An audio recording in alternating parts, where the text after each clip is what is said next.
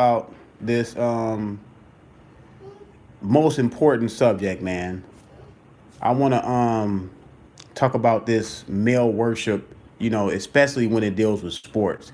And the reason why I use Joe Louis, as an example of, male worship is because back, in the 1930s and 40s, Joe Louis was worshipped more than any sporting athlete as far as a black African American athlete.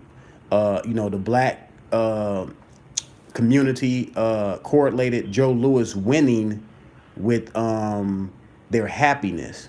In the males, they were happy just to have Joe Louis doing what he did because if to them they felt empowered as long as Joe Louis was knocking out the quote unquote white man.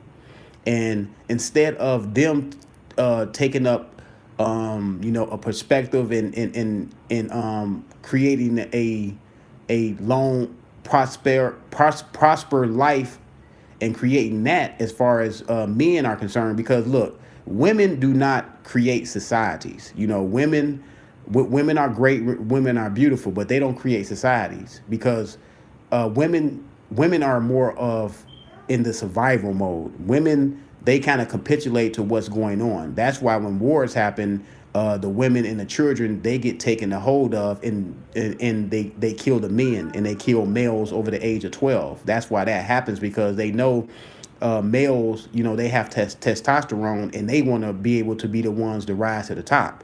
So uh, getting back to Joe Louis, it's yes, he was winning. He was knocking out, the quote unquote white man. And, black people were happy just for the moment. But they didn't understand that you have other moments in life beyond Joe Louis, and we need to create a society that we can prosper in under our own rules, under our own code, under our own laws. What's up, Zone? Man, I listened to your video. It was very good video because people need to hear that. People need to hear that you have to put everything in perspective. And I was kind of squeamish when Deontay Wilder put the whole slavery thing on his back into this sporting event. Because one thing about sports is it's entertainment, it's sports. And you don't have necessarily have the power to um always conduct and get the change and get the result out of the sporting event that you want. Even with Deontay Wilder's knockout power and all the power he possessed, and it's a gift, he could not use that and keep Fury on the ground. You see? So you don't have total control over what happens. Don't put that on a sporting event. Put all that energy into actually doing something of significance, something that can last 2, 3, 4, 5,000 years, or however long it need to last, and not in a moment capsule. That's gonna last. Everybody gonna be happy for 2 or 3 days because you knocked out Tyson Fury and you put the slavery on your back, and now we overcame. No, no, no, no, no, no, no. That's not how it goes. I like Deontay Wilder. Deontay Wilder's done a lot of good things in boxing. I think Deontay Wilder's a good dude, man. I don't know Deontay Wilder, but sometimes you have a inkling on if a person is a legit person. You know what I'm saying? I have that about people. There's some certain people I can get around and you can feel the energy. And I've never been around Deontay Wilder. I'm just saying, I have observed the way he walked, the way he talked, the way he moves, and is very consistent. And a consistent person is a person that you can break down and you can really get a feel for. And I really got a feel for Deontay Wilder on that note. But like I said, it was a lot of people that were happy about him putting that on his back. I was like, you can't. I know me and Zone, we had a conversation about it. Zone is a very a guy that can put things in perspective. We kind of on the same brain wavelength to where we can put things in perspective in 3-dimensional thinker. And I know I'm not saying people are dumb. What I'm saying is you have to be a three-dimensional thinker. You can't go through life and be caught off guard time and time and time and time again. You can't do that. You know what I'm saying? So being a three-dimensional thinker, you should be, you can, a lot of things you can see coming before it comes, or you can see it happen before it happens. You know, I knew that Deontay Wilder was gonna have a lot of pressure on himself by doing that. And he said it, he stated that in all these interviews he's having. He's starting to come out and say, I had a lot of pressure on my back being the heavyweight champion, being the only American heavyweight champion for a while. But I don't think that was the pressure. I think the pressure on his back was he was trying to carry all the thousands of years of slavery on his back and into a sporting event to where he was going to knock out the white guy, and it was going to relieve those thousands of years. No, but it can't. You can't do that, Deontay. Now, you did put a lot of pressure on your back, and I see why you performed the way you performed somewhat in that fight. Now, a lot had to do with Tyson Fury, but a lot had to do with you, because he cannot stop your hands from moving. You know, he can't stop you from throwing a consistent jab. He can't stop you from going to the body.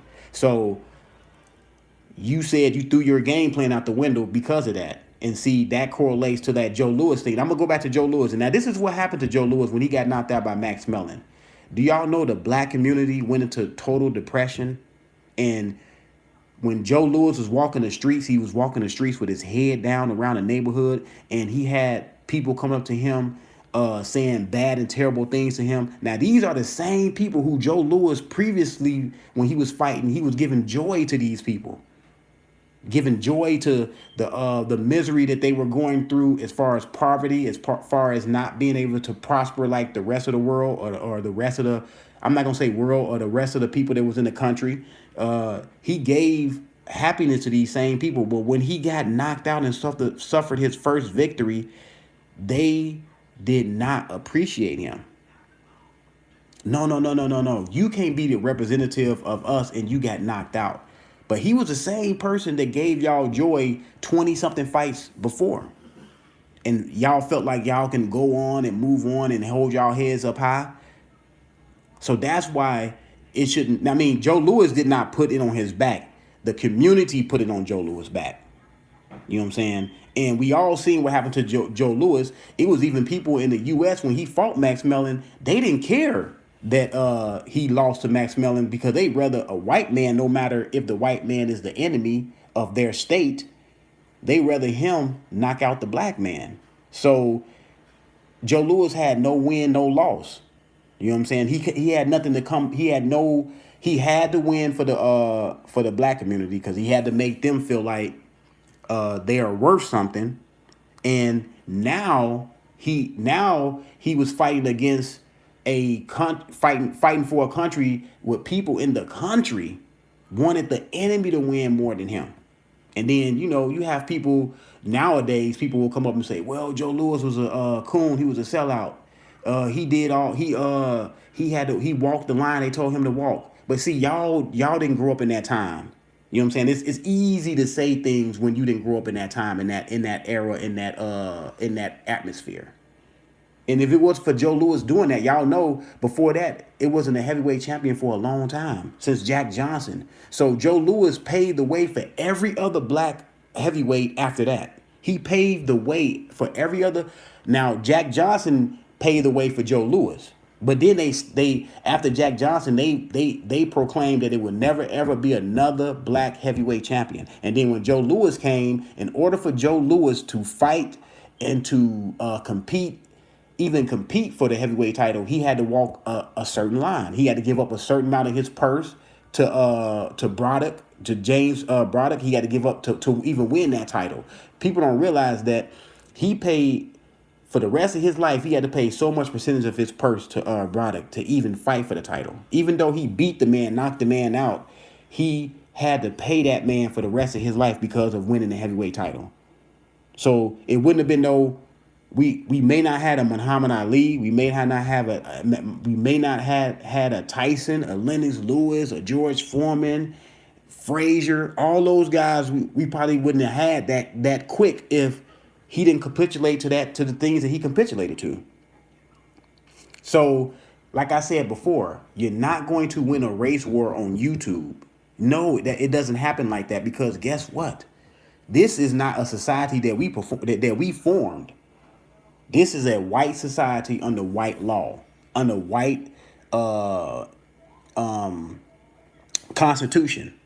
So this is not even our society that we have to create our own within this, get powerful, get grow economically, which Zone brought up. There was it's economics, because economics is the way to create a great society, and law and rules and regulations that need to be followed. Economics, yeah, economics is the key.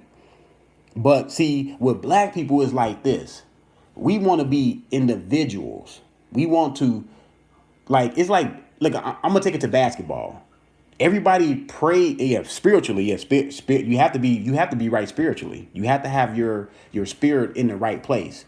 And I'm gonna correlate this to basketball. Everybody praises the guy that goes 1-on-1. Yeah, mentally too. Everybody praises the guy that goes 1-on-1. Give him all the praise and all that, all accolades, you know, instead of praising the team that plays as a team. That's the same thing you have to do in life. You have to play as a team. You can't be an individual in life if you thinking about creating a society that's gonna be prosper. Everybody have to do their part. Everybody have to feel like they're welcome. Everybody have to feel like they're in the fold. You know what I'm saying? So great societies are not usually great, powerful societies are not broken up from the outside. It's usually broken up from within, because people want to start getting the credit. Everybody want to get the credit. You know what I'm saying? So like Zone said in his video, Deontay Wilder still did his thing. Deontay Wilder's still a champion. He still got the belt. It's people walking around acting like he's still the champion. He still got the belt. Now he has a chance to come back and right the wrong as far as a sport, as far as it is doing in a sport concept. He has a chance to come and right his wrong. So it's not like he doesn't have a chance to go in there and close the deal on Fury the second time. It's just he put so much weight on his shoulders that I don't know why he felt like he had to do that. Because I seen the conversation between him and Radio Raheem. I mean, it really wasn't no conversation. It was him telling Radio Raheem, you know what I'm talking about. I'm pretty sure Radio Raheem knew what he was talking about. He just wanted Radio Raheem to acknowledge what he was talking about. But Radio Raheem wanted Wilder to elaborate on it, and Wilder did not want to elaborate on it. And to me, Wilder should never had brought it up. If you didn't want to elaborate on it, you shouldn't have brought it up, because you were in a public forum of getting interviewed. So when you get interviewed, the person that's interviewing you, they ask the questions and you're supposed to answer the question.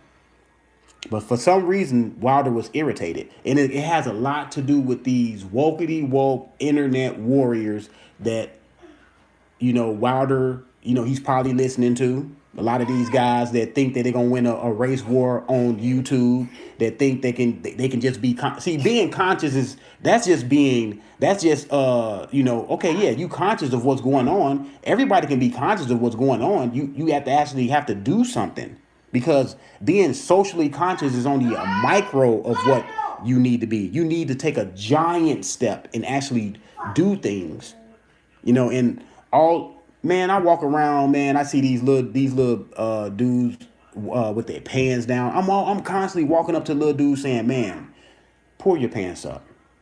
Do you know what that means? Do you actually know what that means? I had to tell my sister's 19-year-old son to pull his pants up. Don't walk in my house unless your pants is pulled up. Be a man. Buckle your pants up. Hold your pants up on your hips the right way. Stop walking around, because in jail, that's telling another male inmate, that you are willing to be a she. And just in case you ain't know that, stop doing things because everybody else is doing it. No, that's what he told me. Everybody else is doing it, so you're going to walk off the bridge because everybody else walking off the bridge. Having your pants down like that is not coming of a man.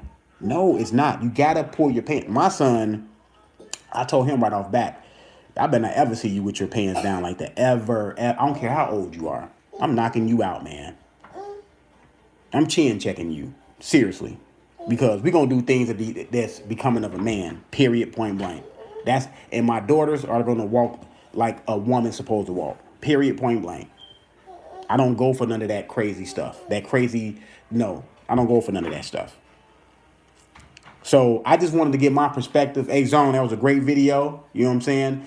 People need to put things in the right perspective. Stop taking this boxing thing so people take it so serious that they ready to show up at people's house, fight, cuss people out. I mean, it doesn't take all that.